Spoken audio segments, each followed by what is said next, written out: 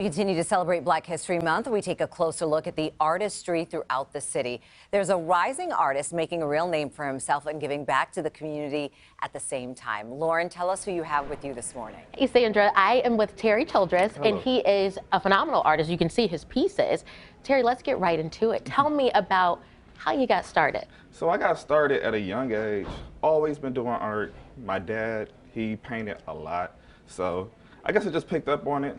Went to art school in high school, art college, and just kept it going after everything was over.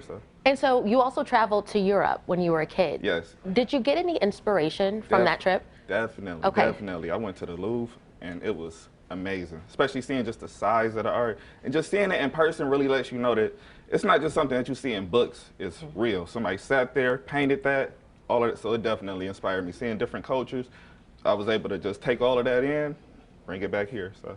And you were kind of talking about this rebirth in Detroit and being a part of that. How does your art speak to that? Now, I've been doing these angels, these cherubs for a long time. And it was, I don't know, it just felt like just the Renaissance art that I saw from Michelangelo and all of that stuff. I really wanted to do it in a way that really represented the city.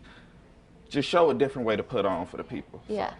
What does it mean to be an artist in Detroit during this time where you grew up in Detroit, so you know how people used to not think so favorably of the city, but now people are embracing us in a different way? What does that mean to you? I mean, it's just beautiful. It's just like, it feels like we were always right. Like, just being in Detroit public schools, we all knew that we had the talent. And then you get older, you kind of realize that, like, especially at the time that I was graduating high school, you realize that it's not really the resources there. And then everything that happened in Detroit, it was like, just for my generation, it was just the perfect come together. We were ready at the right time, and I don't know, it's just beautiful to see the city coming back. So. We always had the juice. People are just realizing. Exactly. Okay, so tell me, what inspires your art, and talk about your pieces a little bit and how people can find you. All right, so you can find me on byterrychildress.com and Terry Childress on all socials.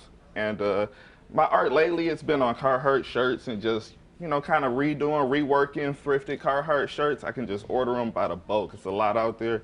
And the fact that Carhartt's from Detroit, redoing it, kind of bringing a bit more life to it, just feels like the perfect story for the city. Okay, Terry, and from what I understand, you did a collab with Adidas for Detroit Day. Yes.